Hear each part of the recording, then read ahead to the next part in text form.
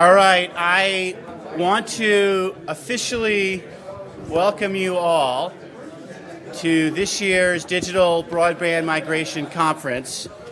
If people can't hear in the back, that's Ethan's job to tell us. If we don't hear anything from Ethan, we'll assume that we're all good. So this conference began 15 years ago. We were in the old Fleming Law building. A few of you in the room were at that original conference. The conference was called Telecommunications Law for the 21st Century. We have captured outside in poster form quotes from different speakers throughout the years. It will be hard to top Vint Cerf's quote that Silicon Flatirons is the Davos of telecom. But people are free to try. We also today have another anniversary. Dale, of course, calls my attention to this. On today's date in 1996, President Clinton signed legislation revamping the telecommunications industry, saying it would bring the future to our doorstep. Don Gips, who's here, may have both been at that signing ceremony and the first Silicon Flatirons conference. Probably not that many people at both those historic moments. Although I will say that Dale Hatfield's spirit certainly is very much at both. Dale was here at the first conference. He's been at every one of these. And I spend a lot of time trying to think about Dale Hatfield's spirit. Ray Gifford, who will be here later today, often refers to Dale as Yoda, which is apt for this purpose. Because when you think about the force in making sound policy, you often think about Dale, who works hard to integrate technology, understanding of business and entrepreneurship into policy. He seeks to get engineers excited about policy and to get lawyers to learn technology. And that spirit is one that we hold on to here dearly at Silicon Flatirons. And we honor Dale's legacy as much as we can, including by a Dale Hatfield Scholars Program, where we send students, both law students and telecom students, to DC to work in public sector opportunities. I started this, really because, like Dale, I wanted to live in Colorado, but wanted to have engagement around important policy discussions. Kyle Dixon said before, he feels almost like you can't have an important policy discussion till it's happened here at Silicon Flatirons. A very high compliment. Kyle has seen over the years the ongoing set of discussions, and what we've tried to do is have them in an elevated, intellectually honest way. And that, again, is very much true to Dale Hatfield's spirit. And that is in part because we are in an academic environment. We're at a mile high or more, and people get out of their bubble in a good way, and we get across boundaries in a good way. And at 15 years, we're trying hard to look back, reflect, and ask the question, what does the next 15 years look like? I would invite all of you into that conversation and encourage you to talk to myself, talk to Dale, and talk to Anna Noskazy. So Anna is amazing for lots of reasons, probably most importantly for you all, and Joe Waz gets credit here too. There'll be more breaks in this year's conference for her insistence on that. I also can relax about this because she's so on top of things. I did have one of those anxiety dreams 15 years ago when you're going to a final exam, it's already started, you're late, you're not sure where the room is, literally the night before, because I was responsible, along with some students. Adam Peters, as a law student, was one of those, and it was students who helped build Silicon Flatirons enough. Some of those students are here from the beginning, Mindy Suter, Dion West, they were at the very beginning. And it's amazing to now have a generation of students who've grown up around Silicon Flatirons, Todd Hoy, who've helped out and have their careers launched in this sector. It's gotten to, and this is still a relative secret, so help get it out when you talk to law students. I saw Rick Zimmerman earlier said if he went to law school all over again, he'd come here. Because if you want to be in technology law, this is the place to be. And that's something that we are working harder to get out. We don't want it to be a secret. There's a lot we can do for our students.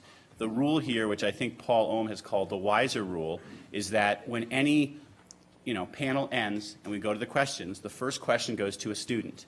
In some law schools, this is hard to believe, they actually tell the students they can't come to the conferences because there's not enough room for the students, so it's not about them.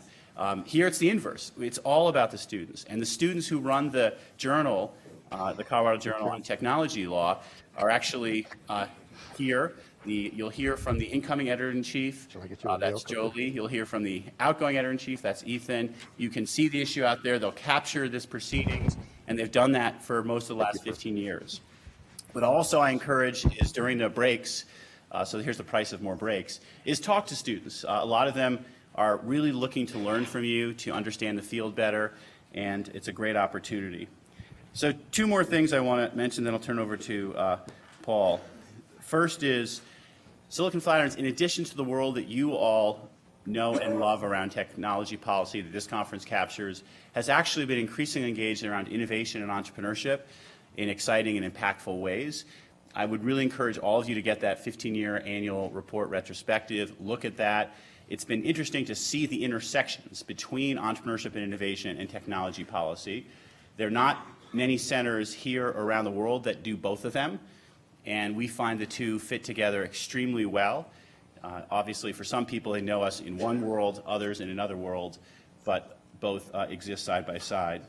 I also just need to thank all of you as part of our Silicon Flatirons family. Over time, different people have become adopted members of this family, and we've continued to grow. We encourage you to bring more people here to see what we're about, become part of our community. There's also now this great virtual community on Twitter, and it's #Flatirons for those who are going to comment in real time, as well as maybe not even physically here, but joining the conversation. And with that, I will turn it over to Paul Ohm, who runs our IT and IP initiative, and fittingly enough, will start us off on technology. Great. Thank you, Phil. And I wanted to echo the kind of congratulations to Phil and to Anna and to everyone else at the center on our 15th year. And I wanted to thank all of you for joining us at an ungodly hour on Sunday morning. The recent tradition of this conference has been we kick off the conference knowing full well that many of the people in the audience are lawyers first and technologists on the side, with a group of people who are kind of technologists first, but who think a lot about policy as well. And one of the other many traditions we have at Silicon Flatirons, I guess it makes sense after 15 years we have a bunch, is we can't do justice to their biographies, and so we don't try. Instead, we give them to you in the program, and we commend them to you and ask you to study them. So very briefly, we have Casey Claffy from CADA and the UC San Diego Supercomputer Center, Dave Clark from MIT, Ashkan Soltani from the Federal Trade Commission, and Jack Waters from Level 3. Every one of them has an adjective in their title that connotes how important they are. So again, I'm not gonna highlight all of their accomplishments. That would take too long. I will also note a change in the program that you've probably noted yourself. Tim Bresnahan, unfortunately, was too sick to get on the plane. He's going to be fine, but he couldn't travel this weekend. And so not only are we down one panelist, but we are also down our one and only presenter, who is going to kind of give us a piece of work that we could then attack and throw things at.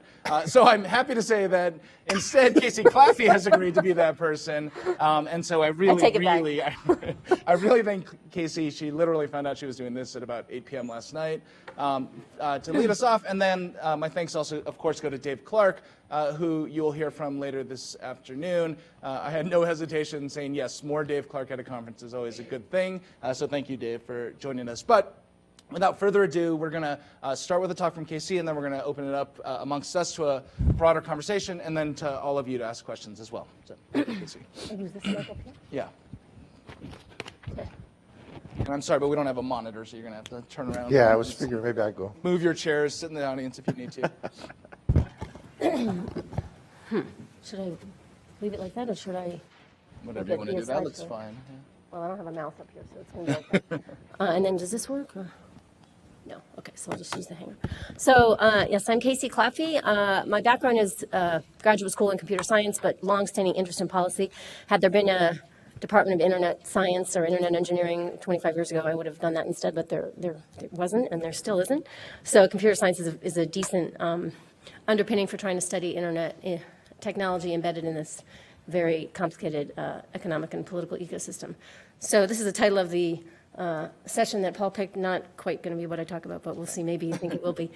First theme I want to introduce, and then the rest of the panel will hopefully take this on and go with it, is that enabling innovation in the information communication technology ecosystem obviously requires a platform and architecture for doing a lot of different things. So a general purpose, stable and trustworthy. We'll get into this in a bit. Architecture so that a lot of people have an opportunity to use it. But more importantly, I think, especially given that now we all take for granted that we have a general purpose architecture, we all have IP, the important factors for enabling innovation are not technological. They are capital availability, which obviously moves to places where return on investment is going to happen. Incentive to do innovation has a similar constraint, and permission to do innovation. So today, I think a lot of people talk about technological levers for innovation, like the big one in the network neutrality debate. A big one is endpoint addressability. What does this mean? It means every device can be addressed, can be talked to directly. That is, there's no middle boxes in between, there's no NATs, there's no filtering. If you want to have a communication with something at the other end, the carriers in between are not in your way. So we had that for many years in IPv4, Internet Protocol version 4, what's currently used. And knew early on, well, not early on, in the early 90s, we knew that we weren't going to have that forever because there were a finite number of IPv4 addresses. In fact, it was never intended to be used globally like it's being used right now. So it was not designed, nor was there a policy architecture for allocating IP addresses in a way that would allow every device or every person in the world to have its own. So we've now lost that endpoint addressability. Now, we can argue about why we've lost it. We're out of addresses. We're out of IPv4 addresses by most definitions. And indeed, Jeff Houston has one of his monthly columns that recently talks about this being one of maybe the first year, I think one of the first years where, as measured by the number of publicly addressable items in the internet, publicly reachable addresses, the pace of the growth of the internet has slowed down in 2013. So that's kind of an eye-opening statement. Now, you can argue about whether that's a meaningful metric because so many things are now behind NATs, and arguably they're behind NATs not because we're out of addresses, but because there's other benefits of NATs like security and manageability, or depending how you want to look at it. But regardless, we are now at a sort of pivot point. We've been there for a couple of years now. 2010 is when we, I think, officially started running out of addresses. And again, it depends how you measure. North America still has a few addresses left because the registry that allocates addresses, IPv4 addresses in North America, has chosen to take on policies that are very restrictive in their allocations. But of course, that means people are not getting as many addresses as they need, and they're either turning to alternative sources. Some are trying IPv6, but it's not taking off as much as many of us intended, or more of them are using NATs, including lots of capital investment in technologies to make NATs more powerful, meaning layers and layers of NATs, so that you really don't even know how many sort of sets of private IP address spaces you're going through as you're trying to reach the other end of the communication you're talking about. This is a definite block on innovation at the edge. So we, the standards community, attempted to recover this endpoint addressability because we knew it was a very strong technological factor for innovation. Didn't really work. Again, not just a technology factor. There's economic incentives, there's security incentives, manageability incentives with making these decisions about whether to use IPv6 or IPv4 plus NAT. And the markets have spoken, let's just say. Today, NATs are CGN, carrier-grade NATs, and IPv4, dealing with IPv4 scarcity is much more dominant than IPv6. So that's just one example of technological, or what is considered a technological basis of innovation on the internet. And I would argue it's not really a technological basis. Yes, obviously it's necessary. It's not sufficient for, and maybe you could argue it's not even necessary. We can go there a little bit. Not sufficient for enabling innovation on the internet. So let's talk about barriers to innovation. And this is actually from a conversation I had with David Clark last night, so he will go into this in more depth. But if you want to promote innovation, you need to recognize where are the barriers to innovation. So one way to look at this is what aspects of the ecosystem are not enabled or supported or subject to Moore's law, which talks about a capability of a technology doubling every 18 to 24 months, depending on what you read.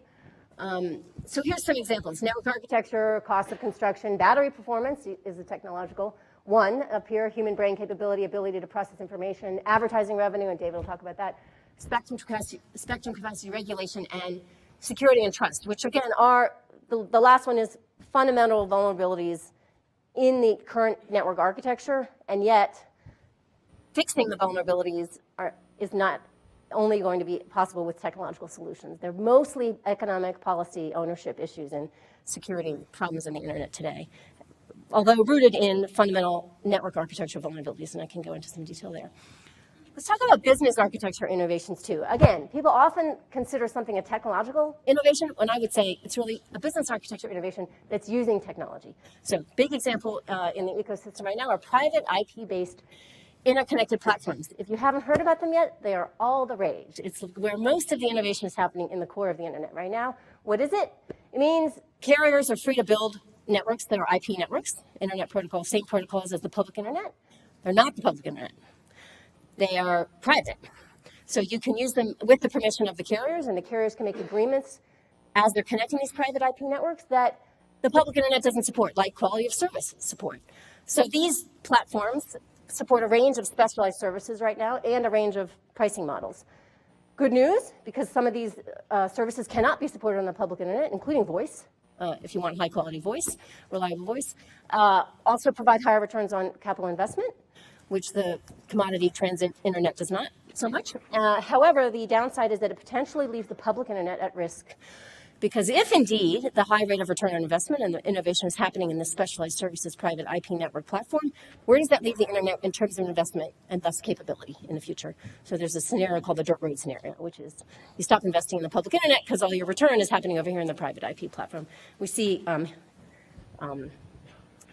evidence of that today. In fact, one thing that I'm really concerned about right now, because my 4-year-old has discovered Netflix, he discovered Netflix years ago, and I calculated the amount of video we can have per day in the household, subject to my carrier's 300 gigabytes per month quota, monthly cap for the service that I have. It's about 3 hours a day of video on all devices in the house. So my husband has his iPad, my kid has his iPad. I just have one kid, and I have my iPad, and that's 3 hours a day total across all devices, if you want HD. So we ratchet down the quality of the video, but here now I'm making decisions about what we're able to do in the household based on the monthly cap of my service. So I think that's going to be a huge factor for innovation at the edge that we haven't really considered very carefully. Call that scenario? Dirt road scenario, not my term. That's dirt road scenario. David can tell you where he got it. I think it's Italy, but maybe not. And then again, specialized services are an example of what happens when you have an extremely generative platform like IP, and you can build a bunch of stuff on it. In fact, we've seen entire industries blossom over this general IP platform, the cloud, CDNs, content distribution networks, all the specialized services that many of the carriers are offering right now, as well as, you could argue, Apple, Facebook, Amazon. These are all platforms layered on top of the internet platform that have spawned tremendous innovation. However, one could argue they've also hindered innovation in some areas. So I think it's important to understand more about the conditions in these industries and how they support or hinder innovation at the edge. Last thing I want to talk about is policy innovations. I'm not really qualified to talk about this, so I'll let you guys take this and go where you want with it. But we tried to write a paper last year on evolution, co-evolution of policy and technology, given the disparate rates of natural evolution of the two domains, and learned about this new thing happening in the policy world called adaptive regulation, I think most prominently in environmental regulation, and I'm sure there are people in the audience that know 10 times more about it than I do. But we read enough papers about it to get suspicious about its ability to work in the internet, the ICT ecosystem. And so we came up with 5 conditions that would be required for adaptive regulation to really be effective, and we questioned whether we could really achieve these conditions in the internet. So that would be measurable policy goals, measuring progress toward these goals, designing regulatory options that are specifically intended to move toward those goals, and then determining that those policies actually cause those outcomes that you wanted, and then dealing with potential destabilization of the ecosystem because you're rapidly changing. I mean, some of these adaptive regulatory frameworks that are used in the environmental space will change parameters of the regulation every 2 years. So that could potentially, especially if applied to the internet space, make investment problematic. So I'll leave that there. A bunch of references that inform this work that I can put these slides online if you care about that. And that's it. Thank you.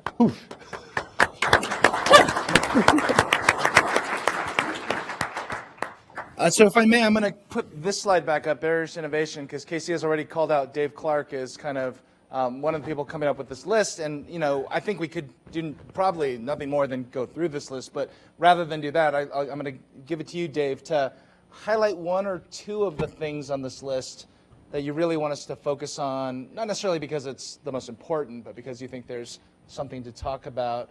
And I guess a background question, which you're free to ignore, is the way this slide is set up is it's almost as if we have kind of a God-given or network-given right to Moore's Law, and anything that kind of no, I know, I'm asking this in an admittedly pointed way, right. And anything that stops us from achieving that, right, is something that we should consider a barrier to innovation, which I think is kind of... Well, let's unpack that statement. Sure.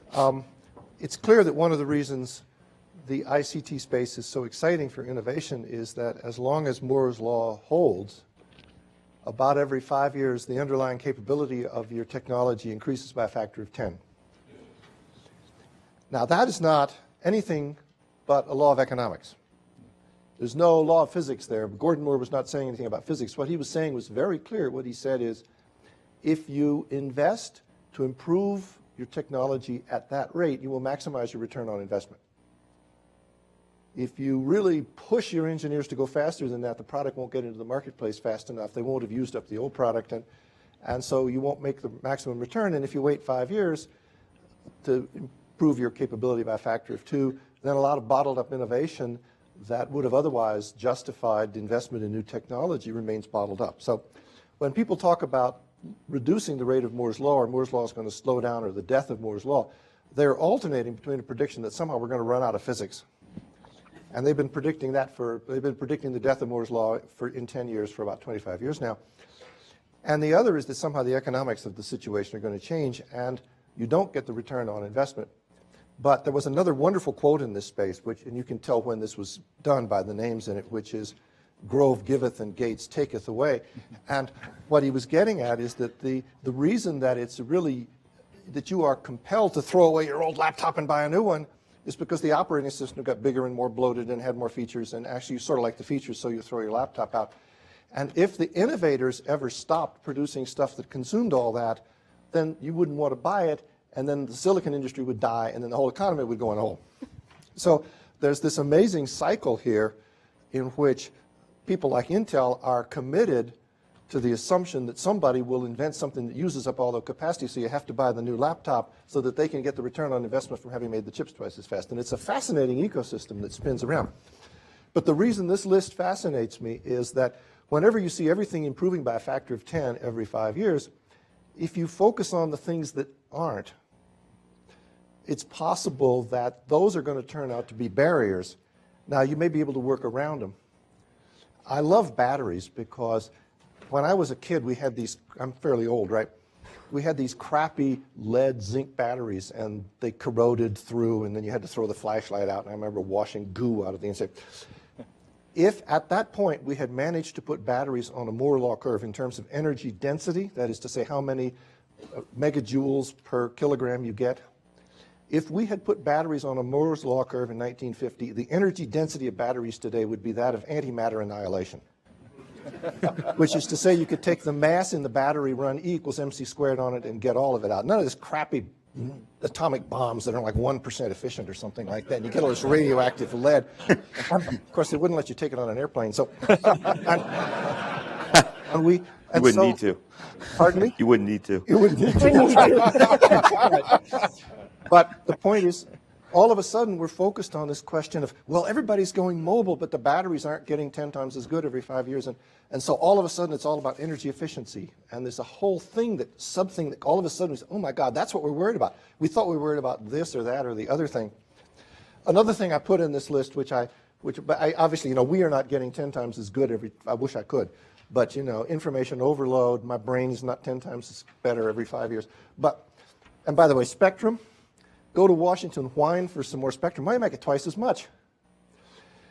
But I could show you lots of hallucinations, curves that various people have predicted. Sandvine dreams these curves up. Cisco dreams these curves up, in which they predict that the demand for spectrum capacity is going to be exponential. Everybody loves these curves because they say, good, now we all will know where we're going. Of course, it's all a collective hallucination, right? We could just stop. But if the demand for spectrum is exponential, the only response that will allow supply to keep up with demand is exponential. And going to Washington to get some more spectrum is a one-time linear response. It slows down your need for an exponential response. But in the long run, what is the exponential response in the spectrum space? There's only one answer I can think of that scales exponentially, and that's small cells. Because every 2 years, every 5 years, I can make the cells 10 times smaller. But what does that tell you? The mobile industry is a backhaul industry, and it's dependent on the deployment of wires to smaller and smaller cells. So the mobile industry is not a wireless industry, it's a wired industry. Okay. I put advertising in this list. She's right, this was my list. We talked about it last night, but there's only so much advertising money going around. And I got really fascinated by this because how much money was actually there? Well, it turns out there's an organization called the Interactive Advertising Bureau that tries to track this. And so I figured out how much per broadband household per month in the US was being spent on advertising. I give Mr. Comcast about $45 a month for my internet access. The total advertising spend per broadband household in the United States is about $35. My immediate reaction was, I'm worth $35? But then I stopped and thought about it. The entire, what I'm going to call the advertising ecosystem on the internet is being sustained for less than I pay the broadband guys per month. And we're fighting over that pot of money, and it's not growing exponentially. So is it possible that we're going to have to find a whole new source of revenue to sustain growth, or does this simply mean that the new innovators are busy killing off the old innovators to steal their advertising money, which of course is what you see today? And I thought about this for a while, and I said, well, there ain't no other source of money but you and me. It's coming out of our pocket. And that's not growing exponentially, right? For most of us. What? For 99% of us.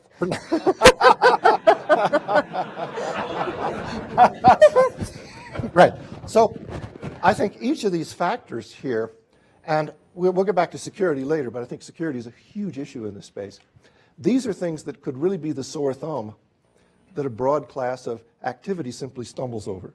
And since what Paul asked for was technical issues, this was as close as we could come. And of course, most of these are not purely technical. There are very few issues in this space. I could tell you a few, but that are purely technical barriers here. If I give you an inviting ecosystem, the capital will come. That's what Casey said. And while we can put technology into that ecosystem, it's the issues around economics, investment, stability, regulation that make that ecosystem appealing. And capital is very flighty.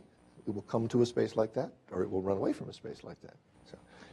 So here's my kind of ill-fated attempt to impose some structure, because we're all going to want to talk about 10 things at once.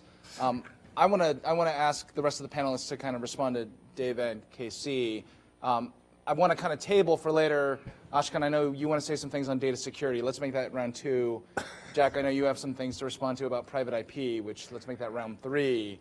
So you now have the roadmap for the panel. But let's talk about this idea of barriers to innovation, Ashkan. And again, go wherever you want with this, but here's one thing I'd love to hear you talk about, which is, in a sense, there is maybe a tiny bit of Moore's Law left in advertising if you believe certain people, which is behavioral advertising, like learning more about people, building dossiers that allow them to squeeze more and more revenue. And even the believers of this don't call it exponential, but at least there's a growth curve, right? There's a growth curve, and that's the reason why we need to allow more of this kind of profiling and dossier building and information trading.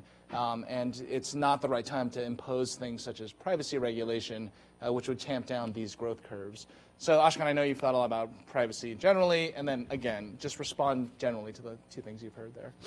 So I'll quickly say that, so there's 2 theories of advertising, right? One is kind of the search theory of, I'm going to help you find the thing that you want better, and that implies kind of a finite amount of spend, because you have X dollars to spend on a car, and I'm just going to help you find it better, and you're going to buy my car.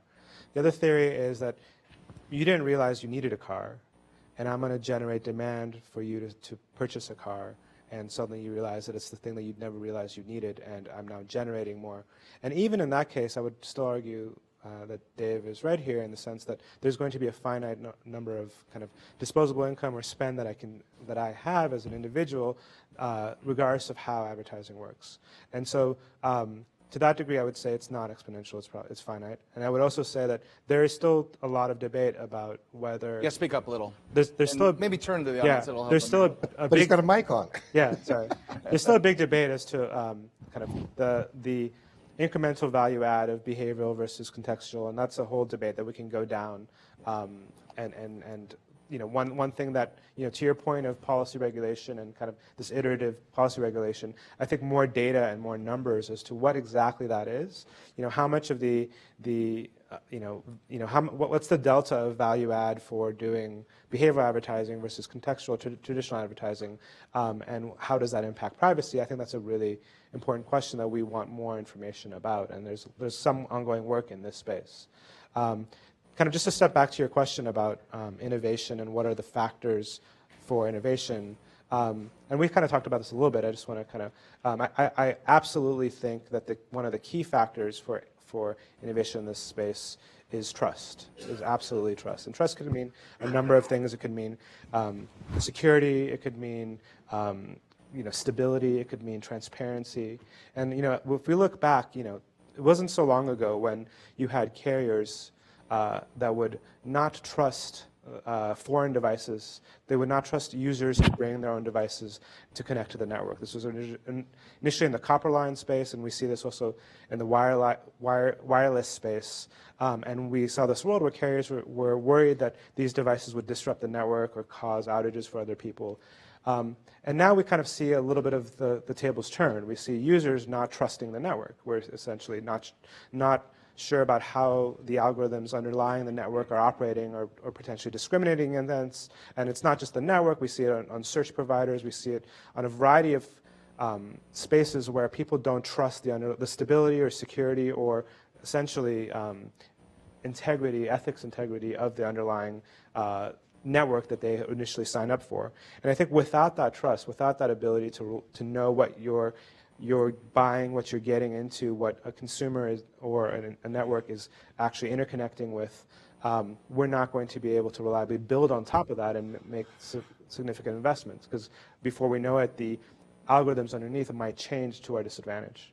And so that's an area that I think is hugely important to maintain this ongoing growth curve. So then, Jack, and again, we're still in round one here, barriers to innovation. I kind of want to hear what, from your vantage point, are the important barriers to innovation that keep you up at night, or maybe don't keep you up at night yet, but you think may around the bend. I mean, I guess one thing I'd add to kind of Casey's framing is innovation by whom? I mean, it might be in some of the scenarios, there's tons of innovation by a small number of people, and maybe that's greater than less innovation by a bigger group of people. So anything you want to say on kind of, I said maybe, but. Yeah, well, I was thinking about what Ashkan had said about devices and trust and all that, and I mean, it's not even a last 10-year argument, it's a 40-year argument. I heard somebody, only at this conference can you walk down the hall and hear a reference to the Carter phone, which I think is roughly, 1973, right? 42, so. Oh, longer. There you go. So that was Don knowing that clearly. And of course, this audience would know. Yeah, exactly. I love this list, and where my eye immediately went to was spectrum capacity, and I guess respectfully, I didn't quite know where Dave was going, because I do think that spectrum capacity, if you consider small cell as it does follow Moore's law. That's right. Probably will. And being a wired guy, You love this. I love this. Yeah, absolutely. Our whole business is sort of founded on this notion. And taking a step back, I remember in kind of mid 90s, what kept me up at night was how would we ever continue to keep up with the growth of the internet? It was pick your favorite number. Odell's number was doubling every 6 months or something ridiculous. The facts are today, as technology people, we have more insight into Moore's Law and how we will continue to get there than we ever have. Today, we could tell you 10 years from now how we will keep up with the current level of growth. It requires investment, it does require some innovation, but we have better insight today than we ever have. I think if you talk to Intel would tell you the same thing. They have more tricks in their toolkit than they ever have to stay up with Moore's Law. So I don't worry about technology as being a barrier. I worry about other external things like policy, like I'm sure at some point today somebody will talk about net neutrality and the open internet, and that might come up. But I do think that those are the things that are the bigger concerns and around barriers where we should worry. By the way, and just in case it's not clear, we're agreeing with you. Yeah. Right. We're having a violent agreement I here. should put that, except for small cell, I should add a month. Yeah, right. Parenthetically. I mean, Casey, I'll let you have the last word in this round by trying to ask the same pointed question I asked of Dave, but I'll ask it a little bit less pointedly, which is, if there are barriers to innovation, particularly regulatory ones, that prevent us achieving Moore's Law type growth in our economy, this is, or not in our economy, sorry, but in our technological innovation, this is bad because, right? I mean, why is that something that should offend us deeply? Is this something that we should rally all of humanity's resources to prevent? Or is it kind of on the lower down on the list of things that should worry us, right? I'm just trying to figure out the stakes of innovation, right? This whole conference is about innovation. I'm going to follow your direction and not answer the question. Good. I appreciate that. But back to your earlier thing about where is innovation happening. So maybe it is your question, is obviously certain types of Moore's Law embedded in the ICT ecosystem as it is, including the policy and economics reality of it, currently enables a lot more innovation at the edge than it enables in the core. Yeah. And indeed, the security and trust issues that Ashkan and others have talked about here are a lot of the issues, the technological aspects of those issues are, as I said earlier, fundamental network architecture issues. So for example, I'll give you 3 examples. The source address in an IP packet can be fake. There's nothing in the protocols that says that address has to be legitimate. I mean, it's recommended, but it's not used. It's not used. It's just like you can put a fake address on your envelope and throw it in the mail, and it's just destination-based routing. Turns out, though, that's an incredibly powerful vector of attack, because now you can attack something by sending a huge amount of packets with fake source addresses, and you can send millions of fake source addresses to complete. It's impossible to trace back an attack. Never been fixed. There's no technological fix. The sort of technological fix is to make sure that your networks don't emit any packets that aren't having source addresses that are your source addresses. That sounds like a technical fix. It means putting filters in the routers. It turns out, though, it's really a policy fix, right? You have to build access control lists into the routers, and it's an economic cost to make that fix. It's a classic tragedy of the commons. It doesn't help you to make that fix. It helps the rest of the internet. Do people do it? Some people do it. It has to be done everywhere for it to really work, because bad guys find the holes, right? And it turns out to be very complex to do that kind of filtering in the core. You do it wrong, you make a typo, you cut off a customer, you get a phone call, you lose all your profit for that customer for that year. So it doesn't happen. I mean, there's a lot of, as they call it, spoofing. There's a lot of spoofing capability in the internet today.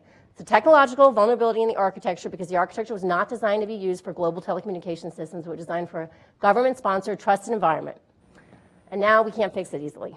And it's the source of huge amounts of security problems and trust issues. And that's true layers up. Like, you can put a fake email address into your email. It's not just at the IP layer, but again, built in an environment where we didn't think it was going to be used for banking and medical care and blah, blah, blah. Second, naming. The mapping from a domain name, google.com, to an IP address, there's no cryptographic authentication going on there by default. Routing. Signaling of what routes are available where, it happens with no cryptographic authentication. You guys are probably, if you knew what's going on under the hood, you would not put your financial information on this thing. I'm still amazed what we put on this thing. So those are core. Those are in the core. Those vulnerabilities are in the architecture. And if you want to fix them, well, there are technological fixes. It's just, again, there's tremendous economic incentives against deploying them, because they're expensive, they're complex, they make it easier to make mistakes, and that removes all your profit if you're a provider. So NSF, the National Science Foundation, realizing this, has put at least $50 million, and David's been our fearless leader in this project, into research into building new architectures for the internet. Now, where this touches down into regulation, and Moore's Law is, we've come up against a formidable barrier against trying to develop new technology for the core. It's the patent system. Because the minute you come up with anything that looks like a new network layer of the internet, somebody is going to patent it or try to patent everything around it. So I would argue, and this has hurt me personally or professionally over the last couple of years, if we're going to try to really fundamentally replace or improve enough the core architecture of the internet where innovation is not happening, and arguably it's good because it provides stability. I mean, the reason innovation is not happening there is because you can't be changing IP every 2 years. In fact, IPv6 is an architectural change, a very tiny architectural change just to make the addresses long enough so that every device gets one, failed. Why? Economics and policy. Well, let's say economics, that's the real reason. Incentives to deploy. So if you're going to do it, the patent system has to accommodate innovation at that level. It doesn't right now, full stop. And I love that. And I love how you started with security Yeah. and ended up at the patent system. I mean, you drew All the lawyers' pretty fault. compelling direct line. It's always the It's a direct lawyer's line. fault. It's a direct So then I'm going to get to the questions toward the end. I apologize. So Ashkan, that's a perfect segue to hear a little bit more about trust and security in particular. It's so easy to talk to people from companies now about security because they just have to pick up the newspaper every other day. And there by the grace of God go I. Something horrible is happening to somebody. Casey draws one line to the patent system. Maybe that's part of the problem. What do you think are the big problems with data security, or maybe how can we fix it, right? And I'd love for tens of millions of dollars to go into trying to figure this out, but I don't even know where we'd begin, right? And I should back up. I was so excited earlier. I didn't specify that kind of the views here are my own. They're not of the commission. You guys have all heard this. They're not indicative of the commission. And So your first answer was completely Your the lawyers FTC, but now, as the GC is here. So I would argue, so there's a couple one key kind of realization that I think we have come to and tell me if you disagree, Dave, is that the expertise is also not distributed equally, right? The people that know this stuff well and can actually build this stuff well. And we have fundamental flaws in the architecture of the internet that, that did not take into account some of the core issues that are causing some of the data security problems. But we have people that are innovating and building tools that alleviate some of that, right? So there's innovations that happen, and certain companies are essentially doing it or incentivized to do it better. And I wonder if some of it has to do with essentially shared knowledge or being able to share best practices as we're in this kind of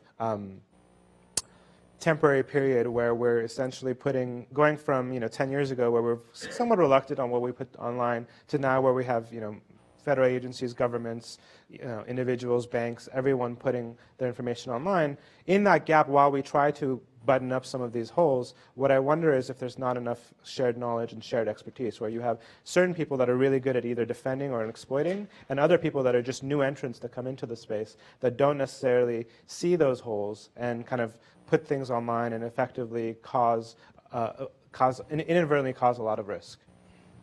So right, so and in fact, this has been documented in a couple of New York Times articles in the last year. Startups will go on the record now saying security is not what we're thinking about for the first couple of iterations. We'll hire someone down the road, right? And again, there is an example of where maybe innovation doesn't always equal, the good necessarily. So Jack, again, sending the security question your way, kind of how does this affect you? What do you think is the path forward to solving the persistent cybersecurity problem? When we have a chief security officer, and he and I have worked together for over 20 years. And many years ago, I told him, no one is ever going to call you up and say, "Great job today. I didn't get mugged in the parking lot, and my PC didn't get broken into." And it's probably literally one of the most thankless professions you could possibly have, especially in a company like ours. But it's sort of table stakes. It's table stakes. It's where every company will have to invest more and more and more. And I want to go back to something Casey said, because I think it's really important. It's sort of this great trade that we've made the great thing about the internet, the great thing about IP, is that we have this incredible homogeneous environment. It all uses the same language. Where you think about that, the societal impact of that, everything, more than things, people on the planet, speaks the same language. So however many connected devices there are more of those than there are of us, and they all speak the exact same language, which is awesome. Yet, it's an incredibly heterogeneous environment. So when I want to go apply a new piece of security technology or filtering, or I want to change something, it's really hard. It's really hard because it costs a lot of money.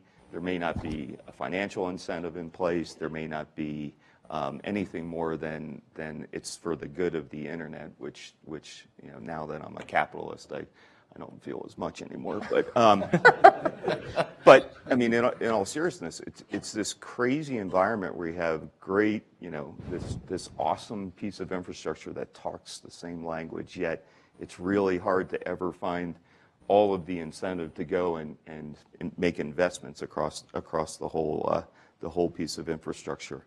I hear people say IPv6 is a failure. I sort of take a little bit of a more positive way of thinking of it, that I just don't think we've had our flashpoint yet, and I think it's coming. I really do. You can look at the growth stats that Jeff came up with. 1.9%. It's slowing. From my vantage point, I'd say we don't feel like it's slowing at all. We feel like maybe connected devices is, but certainly not traffic, not volumes, not innovation. So there is a train wreck that's going to happen. It'll happen, sometime in the next 5, 6, 7, 8 years. But is it a negative flashpoint, like a disaster, or is it a positive one, like a killer I app? think it's a positive one. I think it will force the issue. Yeah. Well, there's more traffic. It's just that it's coming from fewer directly connected addressable points. And I mean, and security, again, is a key component here, right? So that if you can directly address a device, Right. then you can directly exploit a device. And so you put layers and layers of filtering in front of it. And that, while that loses some ability to directly connect, it has huge security payoffs. Yep. It does, but it does, but look at the alternative. We could have the phone network, and the phone network had this beautiful architecture. It had a UNI and an NNI, and really was well designed, and it was incredibly hardened, and we were worried about connecting a new kind of phone to it. I don't think it's a trade that we want to make. Dave, you get the last word on security, and you're going to solve it all for us right now. So pay attention to me. I will. While you're thinking of your answer, I will say to the students in the audience, notice how we have attributed the failures of security to all 4 of Larry Lessig's modalities of regulation, right? We have a failure of law and patent system. We have a failure of norms. We have lots of a failure of the market, and we also have a failure of architecture. So talk about a wicked problem, right? We have to solve everything simultaneously, right? Or at least one. Let's It'd be nice to solve one of them. But you can't. They're connected. That's the problem. Dave's going to solve them. I'm going to try to tell a story, and I want to tell it quickly, but it's really important to understand this. And I want to, as a preamble, stress something that Jack said. There's something glorious about the economic structure of the internet, which occasionally reaches up and bites us very badly, which is the innovators who sit on top of the platform do not have to pay the carriers for the innovation. If they did, it would never have happened. The whole thing would have died. But that means that when the innovators need something from the platform, the return on investment has to come from someplace that's not them. And so there's this strange dislocation. If we had a wonderful innovation that depended on having 10 times more bytes per month into every house in the United States, that involves investment in metro and backhaul and all this stuff. And who's paying for it? It's not the innovators. It's me. It's my pie. I don't know what's going on. So but on the other hand, if it had been the other way around, it never would have happened, because if you had to buy an innovator's license, and of course that's the problem with the patents. If the internet protocols had been patented, they would have failed, because then everybody would have had a fear that you had to go buy a license to become an internet service provider. And there were competing protocols when we were developing internet. I mean, I want to point out, internet didn't win because it was technically best. It won because other people made stupid mistakes, and we used a strategy which has become very well now understood, which is give it away for a while and then try to monetize it later. And we gave away a complete implementation of all the TCP protocol stack. Berkeley was paid to do that and give it away. And Xerox had a competing protocol stack, which was beautiful until they issued a licensing statement for one of the protocols, and it died like that. So the idea that you're going to monetize something by patenting it is equivalent to saying, I found a new way to kill an idea. And there's some things that have to be protected, but what they have to be is protected from being patented, because that's part of being open. But we don't have any mechanism in the system to do that. And that's what screwed the project that she's involved in, where somebody ran off and patented it. I mean, we have defensive patent laws. Right. I mean, there's innovative new attempts to create pools or defensive patent All of leagues these mechanisms. Yeah. So let's try this. Have you submit a proposal to NSF in which you put in a $25,000 line item to file a defensive patent? So at the But that's not the question you asked me. That's just I'm just being. The securing the internet itself, as opposed to securing the apps on top of it. We thought in the beginning was actually an easy job. We knew we couldn't do it then. We thought we could use encryption. We knew we didn't have enough computing capacity. We thought we'd do it later. And securing routing, securing the DNS, all these things you've mentioned. We've gotten a big bucket of water, but it's important to understand where that came from. And I'm going to try very quickly to tell you a story. Casey said, when you make a routing statement like MIT asserts to the world, here's my autonomous system number, it's 3, here's my address block, it's 18, blah, blah, blah, blah, blah. And I'm actually MIT. When we make that assertion, which is a message we send into the internet so everybody can find us, anybody can make that. And we've had people in Florida send that message, we've had people in other parts of the world send that message, and what happens, all the traffic to MIT goes for a few hours until people run in and fix it. So why didn't that message get signed by some sort of cryptographic statement? Cryptic is this magic stuff. It's pixie dust you sprinkle on a problem to make it go away. And then people, wait a minute. Anybody could sign that message from MIT saying, I'm MIT. You need a third party to come in and say, I'm a trusted party, I did due diligence, and I certified that this signed message over there actually came from the real MIT. So why do you trust that third party? So you begin to cascade up, and finally you say, well, we need somebody that everybody in the world trusts. Not a technical problem. Well, if you're an engineer, if you're a complete. computer science engineer, we solve every problem by creating hierarchy. right. And so it was sort of straightforward to say, well, there'll be a root of trust. And then we had this amazing moment where some of my crypto friends realized they'd run into a meat grinder, where the Russians stood up and said, anybody in the United States trusts, we don't. And you can't have that mechanism. You have to have some other mechanism. We insist on our rights. And all of a sudden you say, oh, we need multiple roots of trust. Well, how do I know, do I trust the roots? And if you look at the way the certificate authorities work today, just to mention something we haven't put in play yet, where we don't have a root of trust, it's completely and totally broken because it doesn't have a root of trust. And we thought we were solving a technical problem, and we were solving a trust problem. The fundamental problem of the internet is it's actually a space in which people try to communicate who don't trust each other. And we didn't understand that what we had to do was build systems that mediated communication among untrustworthy people. We thought we were trying to facilitate communication among people who trusted each other. Well, you were originally. We were, right. But why would you want an encrypted connection with somebody you don't trust? It's like meeting them in a dark alley, you know. And you want intermediation. You want people sitting in the middle. That's exactly the opposite of what the classic security people say. Oh, it's disclosure control and integrity control, so I won't let somebody in the middle. Yeah. You want somebody in the middle. So the problem of rethinking security in the internet is getting your head around a different mindset, which is how do you build systems that are trustworthy, knowing that there are untrustworthy components in the system and you can't exclude them. And that's the mental problem that we are dealing with. And I think we're getting our head around it, but it involves completely rethinking how you design technical mechanism. And crypto is a tool. It does not solve the problem. So we have to rethink all of the mechanisms. It's a really fascinating space. And by the way, somebody just said, I wish we had $10 million or something in this space. The Hewlett Foundation just put 45 million plus 20 more into this space. They bet some big money on it. And we're really sort of like, whoa, that's a lot of money. Let's see what we can do. Okay. So in about 6 minutes, we're going to turn to audience questions. Here's round 3, and Jack, this is our 15th year. I'm going to let you in on a little moderator's trick. When something interesting is said and you're not sure you understand what it is, you blame the student. So Jack, we have students in the audience who haven't been as involved in the private IP discussion. Is this just Nat on steroids, or does Casey, and you were talking about it earlier when we were talking about this, describe what this means to level 3, the kind of growth of private IP, and kind of characterize how it's grown and why it's what it means, right? Private IP, you'll hear them called IP VPNs or many different sort of names. And it is essentially building private networks.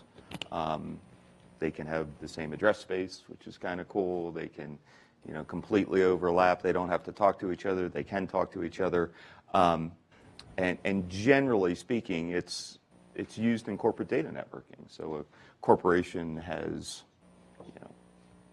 30 sites around the world, offices around the world, and they want to talk to each other.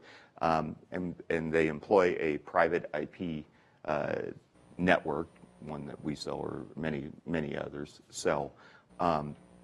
And it actually is to help. This discussion is completely connected to why it's such a big and growing part of the market. It is our fastest growing product. So the internet's a great business, we love it, but our fastest growing product is selling these private IP networks to corporations because it's providing a service that helps get around all the issues that you're hearing about. Publicly addressable. I have to worry less. I almost said I don't have to worry about, but I have to worry less about who is speaking to whom, which, to Dave's point, the trust model is still a little broken because I'm not sure I trust everybody in my own company. Quite wise. So the analogy is a gated community. Yeah, so it's a gated community, absolutely. But it is the largest growing part of our business. And what's really interesting is that there is technology that lets you overlay some of this on top of the public infrastructure. It doesn't solve all the issues. It doesn't solve, denial of service attacks and those sorts of things because you have to use a public IP address to actually encrypt over top of it and create this private network. But it's a pretty important piece of technology, one that I think is growing. But the examples you're giving are kind of purely corporate, not consumer-facing. Is this going to grow into the consumer-facing space as well? So they kind of do already. I mean, if you go in your house and you look at the IP address space that you have in your house, it's all the same. Everybody has 192.168.1.1 or 1.2 or 1.45 if you have a lot of TVs. All of that's already in place, and we've talked a lot about natting and what that does to When I was at the Justice Department, I gave a talk of a hypothetical computer crime involving download of child pornography, and at the break, an audience member came up and said, "That's my IP address you've been using up there." And I totally let him. I just let him on for a while. I'm like, "Oh my God, that's really a problem. You might want to hire a lawyer." I think I told him in the second break. So KC, I think on your slide. I think on your slide, this was the only red bullet you had. Oh, and it wasn't shy or ambiguous, no, right? It's Definitely. That's because it affected her. No, it's my kid was okay. No, in my defense, that one I made red at like 8:40 this morning, and it was a brighter red, and I'm like, damn, that's too bright, and I tried to find a duller red. No, I would have gone back. I just didn't have time. I mean, it's understated, this issue. I think people aren't really thinking. People whine about quotas, but they're not really thinking about the impact of quotas on innovation. Yeah. Now, the counter argument is go pay for more bandwidth, like you do in mobile.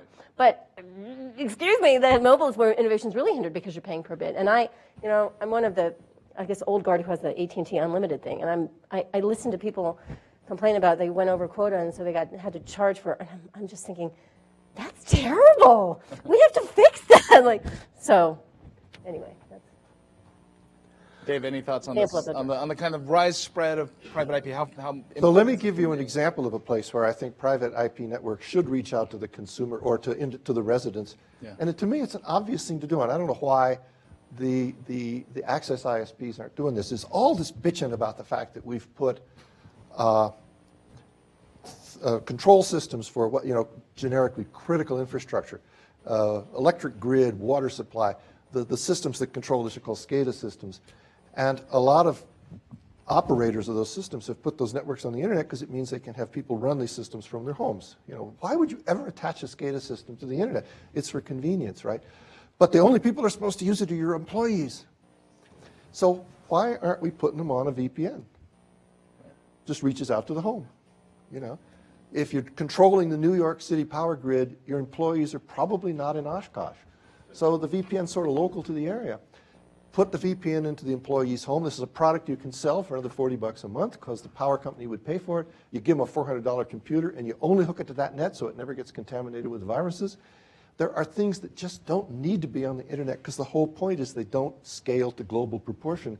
And the employee base that controls your SCADA system does not scale to global proportion. The only thing that's global are bad guys. So I think there are, now that the IP technology, as distinct from the internet, is something that you guys can deploy very creatively and very plastically, I think we should begin to say, look, there was a moment when everything being hooked to everything was tremendously empowering. But we can now think about that in a much more sophisticated way. And we could say, yes, I never want to lose that capability, but that capability does not have to be part of every use of the ICT space. And I think we could actually move in a way that doesn't mean we have to spend $100 million in innovation to do that. That's a product you could bring to market. The only issue is that I think for the enterprise and even more broadly than the U.S., it's a doable thing. I think right now a consumer has not, and the consumer ISPs don't have that notion or offer.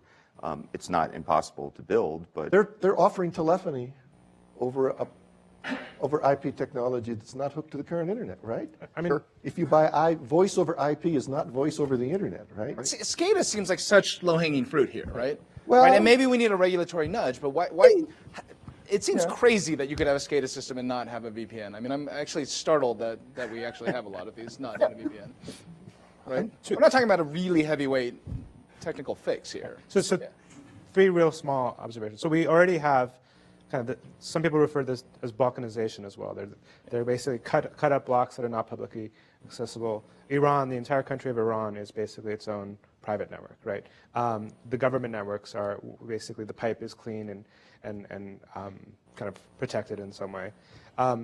Tor, I don't know if people want to, the Onion network is an example of a consumer grade private network that's not internet accessible in some way, right? You can make that argument. And there's huge benefits. There's also huge downsides. One just small observation is, to take it back to the gated community example, you have a great gated community, you have, only the people that you want to live there, and you have a security guard, and it's kind of, so you leave your garage door open because you don't need to lock your car and your garage door because it's gated and it's protected. And then once there's an infiltrator in the neighborhood, then they kind of have free access as well because people leave the squishy center kind of soft and kind of rely on the gate. So there's other problems that arise. I tend to agree that there are some benefits to it, but I think overall it just fundamentally changes how we do interconnection and how we write apps. And how. So I want to turn to question, but Casey, you've been trying to jump in here. I mean, specialized services, as I was describing them, was these private. I think SCADA is an obvious area where private IP platforms enable innovation because you wouldn't want to put those things on the public internet, and now you have an IP ability to do things you couldn't do without IP. But I think where it touches down on innovation, especially innovation in the digital broadband realm, that's the focus of this conference, is when it's sitting there parallel to the public internet, and it's threatening the public internet in terms of capital investment. So, Xfinity, I think, was the example that came up last year when all the network neutrality advocates, I'm not going to talk about network neutrality, but somebody else did that, but the advocates were, well, you've got a 300 gigabyte quota, except if you're watching the carrier's IPTV service. And the argument was that's not the public internet, so that's not going to count against the quota. And the public advocates were saying, oh, but it should be the public internet. Then you're giving favoritism, and this is the real threat of this vertical integration. You're giving favoritism to the carrier zone's offering, and how do you protect the public internet where the innovation of the little guy is supposedly happening? So I think that's where, and that's why the next slide talked about, it's important to understand when you have these layered platforms, what are the conditions of those platforms that are enabling or hindering innovation? And that's not just true for specialist IP services, but that's true for Apple and Facebook and Amazon and all of these other layered platforms where we think are fantastic for innovation, but at what cost? Questions from the audience, and then if you want to follow up on that, feel free. It's got to be a student, right? Oh yeah, the WISER rule is in effect.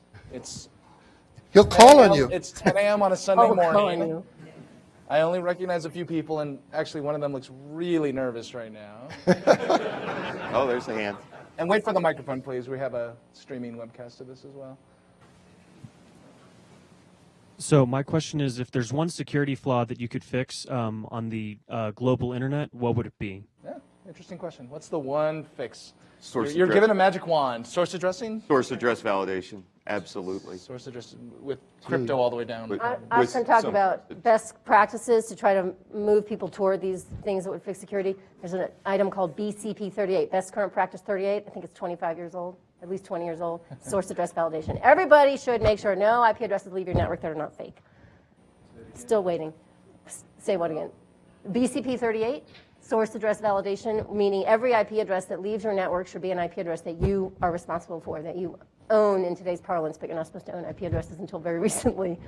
And I think as befits this conference, we're way down here in the layer model, Yeah, right? sure. I mean, up at the app layer model, it's, I mean, At the I app mean, you layer- spend more But time he said in the core of the internet. internet. Yes, yes, Whole yes. internet, okay, Right. okay. Right, and Yeah. so that's what, Yeah. and and if I were to add item 2, I'd say, if I had to pick between securing BGP and securing the domain name system, I'd secure the domain name system, because there's so many Agreed. creepy things that happen in the domain name system. That's the basis of so many problems. So Ashkan, if we go up to the app layer, is there App or layer. a higher layer? So Is there- I mean, yeah, in the device layer, including some of the core devices, that forced updates, like just ongoing patching and forced updates. we've gone this far without anyone saying Internet of Things, for which the audience is probably grateful. But Yeah, so But, so if we believe the numbers of the Internet of Things, of the billions of devices that will be interconnected, some of which will be refrigerators and air conditioners that we want to leave onto the thermostats that we typically don't replace for 10, 15 years.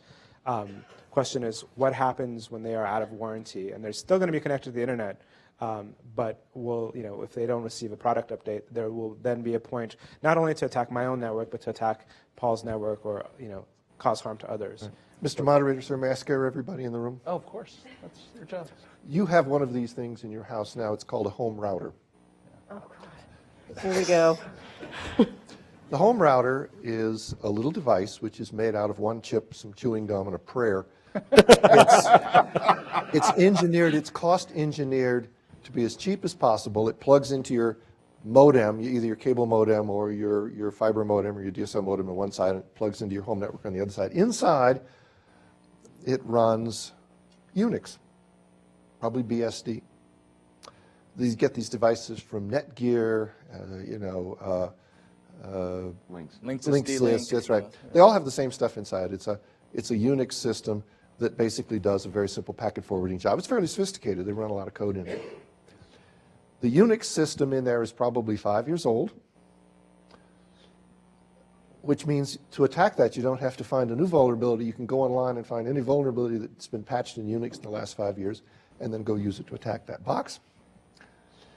Those boxes can be upgraded, but they're not automatically upgraded, because to do so, you'd have to add a little more flash memory to the device. And the manufacturers are terrified that if they try to do an upgrade and it fails in the middle, then you've bricked the box. And then the consumer's very unhappy and calls everybody on the phone, and everybody gets the help desks. And so it's so risky to update that box because they haven't put the effort in to figure out how to do it smoothly. There's no incentive. No incentive. So essentially, every broadband house in the United States has a box which could be attacked easily, could be turned into a bot. Maybe already has. They are. Yeah. They are. And that industry does not have an incentive to do anything other than cost reduce the next 12 cents out of the build of material in that box. And Is that true for the latest shipping ones? I mean, isn't Yeah, so even for the ones you go to Best Buy today and buy, it's There's- still as vulnerable? There's a class of vulnerability in a chip that you literally can go through a variety of manufacturers, not just one manufacturer. It's in one of the chipsets that you can go to Best Buy, buy a device, plug it in, and it's a kind of a one-click exploitable cookie. There's a great talk. It's called the misfortune cookie, if people want to look it up. But it essentially affects currently 12 million devices on a quick scan of Shodan. And it's not one manufacturer. It's not one. It's basically just because everyone reused the same code from 2005, and it's been patched, but it's still in. If you walk into a store, you buy that device, it's vulnerable, and there's no planned patch for it. the most in vogue thing right now for folks looking for vulnerability is just to go back and look at software that's 10, 15 years old. If you've heard of something called shell shock or Ghost. wind shock or ghost, these aren't vulnerabilities that happened in the latest version of code that somebody wrote. These are vulnerabilities that happened 15 years ago and been sitting in the code like a time bomb. And you know, we had to upgrade 40,000 servers twice this year just because of those two things. And, Okay. and just to touch on this, this is another issue of not at the core internet layer, but the core software that powers the internet. There's a number of people that are building and developing those tools, usually open source. And while we have incredible innovation and investment at the top layer, the people that are writing like the OpenSSL libraries are like one or two guys in their basement, and no one looks at that code, and there's no incentive to fix that code. But yet every company here relies on those core libraries. The garage is where good things happen. The basement is where all the shady stuff happens. All right, we have our metaphors straight. All right, we have time for one more audience question. Yeah, go ahead, Simon. What? Who's going to trust? Yeah. Are we stopping at 10:15 or 10:30? Oh, I made a mistake. We have lots of time for audience questions. And I have other questions in case the audience runs out, but I doubt it. Yes, Sorry about that. Thank question you, Dave. regarding trust. The idea put forth is that in order to have trust infrastructure, such as a PKI, you need kind of one ring to rule them all. You need a major source. But we don't see that, right? What we see going on are federations of trust. And we see that in human life. I know you're David Clark because people I've trusted across time have identified you as such. Could not we have a trust infrastructure which is composed of different federations of trust that then in turn learn to trust each other? And I come from this from my work with Network Effects, which provides such trust infrastructures, including those for thermostats. So before we go to the audience, you know, one thing Dave said about that was the Russian problem. Like, what do you think about your federations of trust when one is literally a federation, Well, they said right? they won't, but they won't trust yours. But they may, but they may trust Sweden's identification of its people, and Sweden may trust the U.S. And between them, you can then have the federation pieces. The answer to your question is yes. That is the way to think about it. We just have to learn how to engineer systems like that internalize that kind of structure within the, what I might say, the rather rigid constraints of the affordances of the software, as opposed to the rather flexible social space in which we as humans have learned how to deal with this stuff very flexibly. Well, and in other words, the architecture right now embeds assumptions about roots, as that he said earlier. So if you want, yes, multiple roots of trust is a way forward, but the architecture doesn't assume it right now. It doesn't enable it right now, or isn't congruent with it right now. You'd have to. I mean, network layer architecture, like the naming, the DNS. Yeah, but that's not too difficult a fix. It's more difficult. So It will, but I mean, Think of the starting point, right? Right. It's difficult because of where we are today. Theoretically, it's not difficult, but the CA space is this, right? The certificate authority space. Yeah. Different browsers will trust different kind of certificate issuers, and certain browsers, you know, everyone trusts, say, some country that is a kind of domestic partner, and that you want to give the ability to sign certificates. But if that country then does something funny, or they're compromised, then that affects the entire ecosystem, right? And so, but then you can't actually, from an economic perspective, say we will no longer block, accept certs from that country because they're in fact signing a good chunk of industry. I think we learned a lot about how not to do it, right? From the way we tried to avoid a root of trust in the certificate authority system. And I mean, I guess, and sorry if this is an obvious question, so are we saying that kind of roots of trust generally, whether or not there's one or distributed, this is the inevitable way we have to have security, and so there's no getting out of that part of it, but we've just kind of done it badly now? Or could it be much more purely federated, right? I think it could be much more purely federated. As somebody cynically said, if you're trying to build systems that mirror the way humans actually deal with each other, why do you expect engineers to design that? and we have to learn mental models that actually make this work. As he said, right now, all of the browsers in the world support the same set of, we're getting rather geeky here, we're falling down a hole, but my browser is the one that tells me which certificate authorities to trust.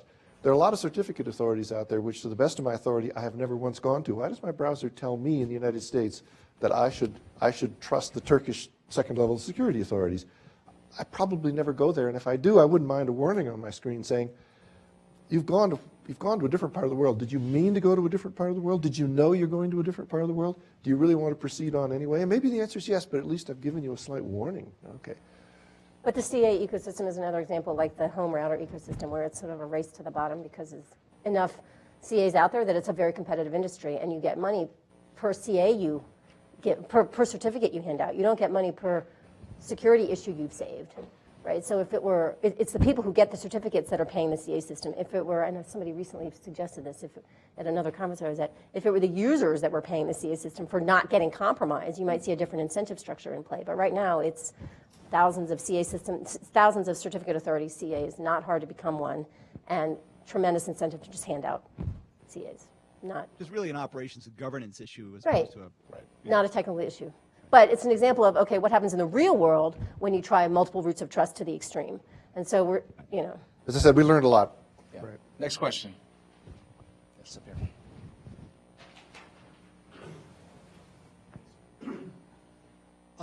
I'm very interested in the Internet of Things because of cars. Yeah. Safety.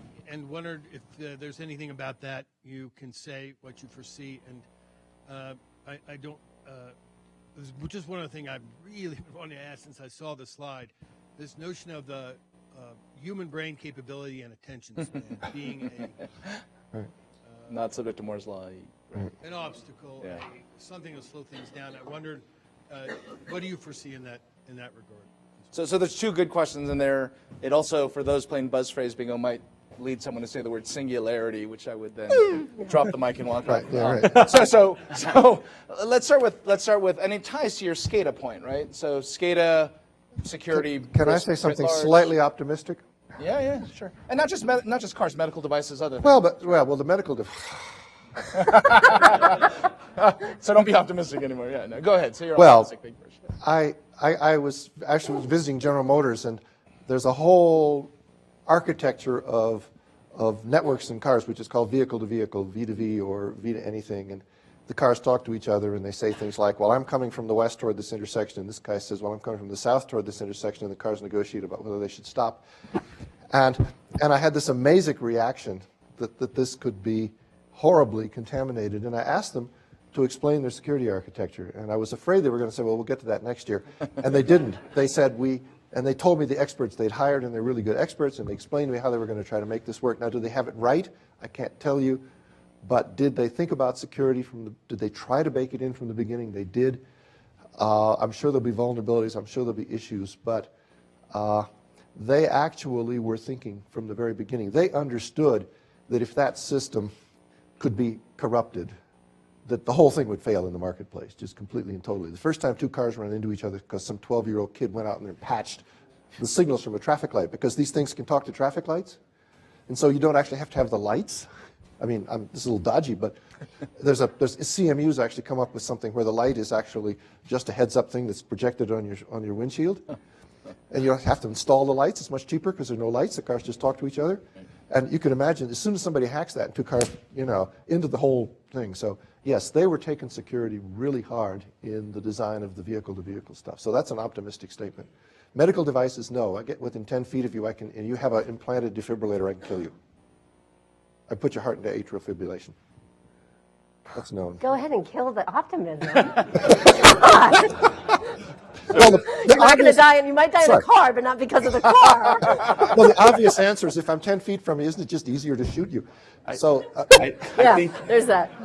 I love the buzzword bingo, and thank you for bringing up Internet of Things. I actually, it is probably personally the most optimistic thing that I feel. I think all the numbers are low. I think every number you see right now is low. You say 50 billion connected devices. I think it's low. I think just go back 10 years or 5 years even. How many devices in your house, roughly? 2, 3, maybe? Yeah. A lot. How many is it today? At least 10x, probably 20x. How many is it going to be 10 years from now? I think anything that draws electrical current is a device that will be connected. And I think all the numbers are low. I think it brings up a lot of issues around security and trust and all those things. I was talking to somebody at Mercedes, and they said in the driver's seat there are 37 sensors in one seat. I think that as much of a buzzword it is, and as much of a current catchphrase. It's happening. It's gonna be way bigger than anybody thinks. Right. I tried to avoid, every time I've been asked, I've undershot. So the last time somebody asked me, I just said, well, let's round it up to $1 trillion. And I thought maybe that way. I think it's well in the hundreds of billions. Yeah. Right. So we got a in our question lifetime. from Dale. I've got just a 15-second comment. In addition to things being connected to the public internet that really shouldn't be there perhaps, or don't have to be there, the other thing I'm seeing is an awful lot of people using Wi-Fi, unlicensed spectrum, because there's an ecology out there developed because the chips are so cheap, and people are putting very critical stuff on unlicensed spectrum, which I think is a very similar to the problem that you're talking about. So Dale's question was the kind of analog to the Internet of Things, but also the kind of use of Wi-Fi spectrum to do all sorts of things that probably weren't in the original design, although I guess part of the original design is let 1,000 flowers bloom, right? We'll see. Having protection against interference and knowing what's in the band and so forth. Not perfect, but it's a lot better than the I mean, Dave's kind of, in one breath, relative comparison of GM and the health devices, and I know I already touched on this, but I really want to push on this, is, in a sense, I think one way to read this panel is there's too much innovation by the wrong people, right? And so Let's get over this infatuation with yeah, right. innovation. So innovation is innovation, that if you've got a company like GM with the capital and the incentives to really invest in security, then we're pretty happy. But if instead what you have is kind of a race to the bottom, be it in certificate authorities or router manufacturers or maybe even defibrillator designers, they're going to underinvest in something. And probably the thing they're going to underinvest in is the thing that sends the weakest information signals or economic signals. And so maybe it'll be things like security or privacy. And so maybe we have just too much innovation. Maybe we need, the barrier list is a checklist of things regulators should try to do as opposed to things we should try and stamp out, right? So clearly trying to be provocative here, but. Yeah, there's a word that we haven't said yet, so we might as well add it to the bingo list, which is liability. Sure, right. As soon as somebody discovers that they actually have liability for poor security as opposed to being able to shift that off to somebody else, it might A, kill investment, and B, clean up the space.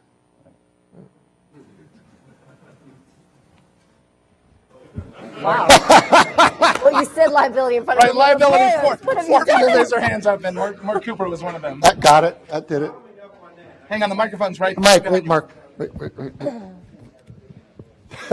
Right. So following up on that observation, the gap between Moore's law and reality, all those barriers are what reduces Moore's law to human scale. And the fact that Dave pays $40 a month for a set of services that do not advance very quickly, but there's a value proposition there that he's willing to do.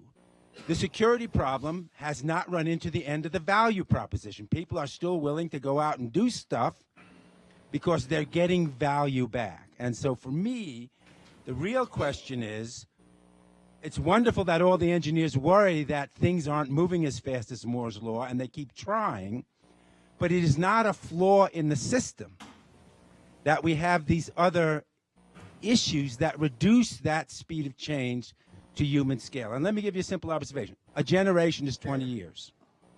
If we could double the real income of every generation, it's a rate of growth of 3.5%. We have almost never sustained that in all of human history. So there's a good enough here that the internet has produced beyond our wildest dreams. So I'm not very sympathetic to your nightmares, because the engineers have done a wonderful job of giving me a value proposition.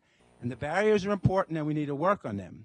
But if we didn't have them, the species would lose all context. Our heads would just explode.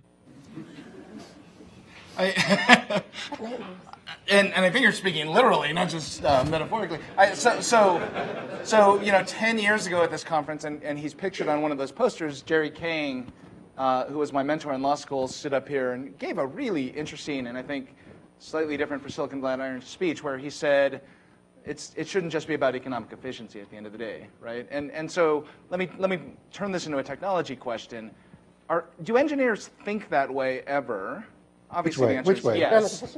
So I'll tell you which way in a second. Oh, I'm sorry. And are they equipped to? Are they trained to? So the idea is, and I was a computer science undergrad, and most of what we were taught was ways to find efficiency in inefficient systems. And I think when this comes into the marketplace and the system we live in, again, that's the goal. The goal is rooting out inefficiency, not because it's about some greater good for humanity, but just because that's what we do. We're engineers.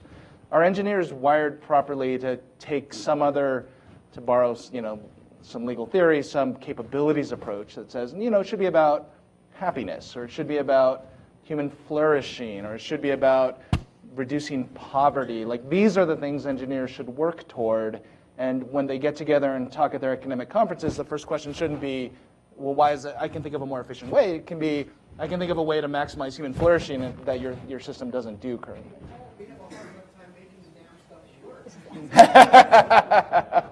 I think my wife would say, no, I've never thought about those things. Right, exactly. Yeah, exactly. You, right? It's a great point, and I went to school however many years ago, and I think that engineers of 20, 30 years ago were all about how do I make it better? It's all you cared about. Where's the efficiency? How do I make it better? More recently, I think engineers think more about economics than they ever have, which is great. I think that's an important thing for anybody who's in academia. I think that understanding, having not just a good technical background, but a great economic and understanding is critical to the workplace. I do think that the last set of values is one that is completely devoid in at least when I went to school. I hope that it's changed. Dave can probably tell us whether it has, and Casey. This is aspirations. This is what? Yes, this is. So we started to write a paper last year, and we're still struggling with it. First of all, the conference is about innovation, so I'm just doing my job. I'm just doing my homework here. It's not what keeps me up at night. We did a workshop on economics, internet economics last December. Dave and I have done for the last few years, where the theme was aspirations for a future internet, of which innovation is one. But Dave, a year or two or 3 years ago now, sat down and tried to catalog all of the aspirations that he hears people talk about in the public policy discourse about the internet, which includes innovation and security and national security, as well as generality, reach, ubiquity. There's all these things that we talk about as goals of the digital broadband ecosystem. And innovation is just one of them. In fact, the exercise of the paper, which is why it hasn't been published in 2.5 years, is how these aspirations interfere with each other or complement each other, and what are the barriers to achieving these aspirations? Because it's a very complex system. And some of these aspirations are mutually exclusive.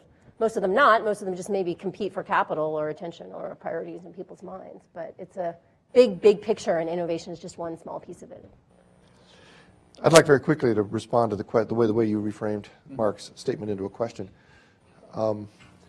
There are many students who are very, very, very interested in this question of how to think about using technology in a way that leads to social good, to various dimensions of this. It's actually very hard to make that connection in a way that we know how to teach. And it's easy to retreat to your comfort zone, which is optimizing performance.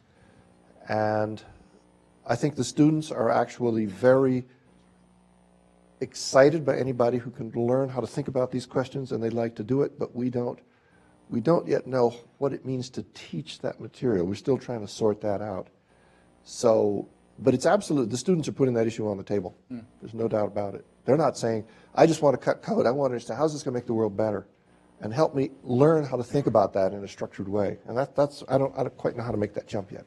But it's on the table, absolutely. So there's last comments. Yeah, and just to play on that, I think one of the challenges is defining that. What does it mean so not from a legal or policy perspective of generally improving social welfare or generally improving flourishing, but what's the variables I use and what's the algorithm that I use to actually implement that? And I think translating, this is where policy always gets kind of caught up is as you translate it into a finite rule that has fixed bounds.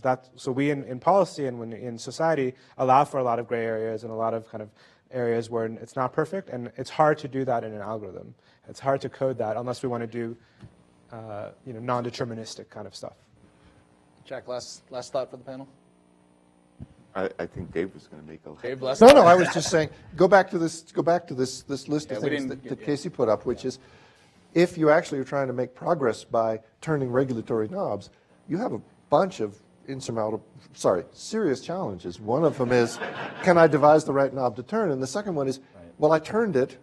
Did that actually have an effect? I mean, the world changed, but maybe it's not because I turned the knob. Maybe this knob's not connected to anything. I just saw that the world changed, It's connected today, but not 2 years from now. Also, you don't even know. And what's the value you want it to set at? It's different. 7, right? It's, Of it's, course. it's going to be exactly. It's going to be different for Russia than it is. Right. It's going to be different for Russia than it is here versus even political divide. All right, so we're going to end on that. I'm going to say 2 things before I let you go to your break. One, a month ago when we talked about this panel via email, I made the decision not to talk about the open internet proceedings, and of course, in the last week I had second thoughts, but I'm actually happy we avoided it, and I think there'll be plenty of talk. Let's for the keep rest it of up. But blame me. Yeah, blame me if you're unhappy with that choice. Number 2, when we get to the 30th anniversary, lots of things said today could go on a poster. The one I'm betting for is Baron Zoka actually noted it in a tweet. Saying you're going to monetize something by patenting it is like saying, I found a new way of killing an idea. I think that's eminently quotable, and thank you for giving us that. So join me in thanking the panel.